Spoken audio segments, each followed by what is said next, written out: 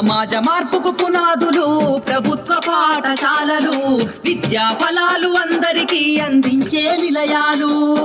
సమాజ మార్పుకు పునాదులు ప్రభుత్వ పాఠశాలలు, విద్యా ఫలాలు అందరికీ అందించే నిలయాలు.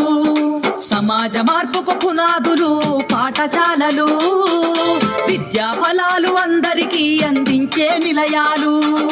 అమ్మ పాల కమ్మదనౌలా చెల్లెలా, మన ఊరి బడి మన కండగా ఉంది తమ్ముడా.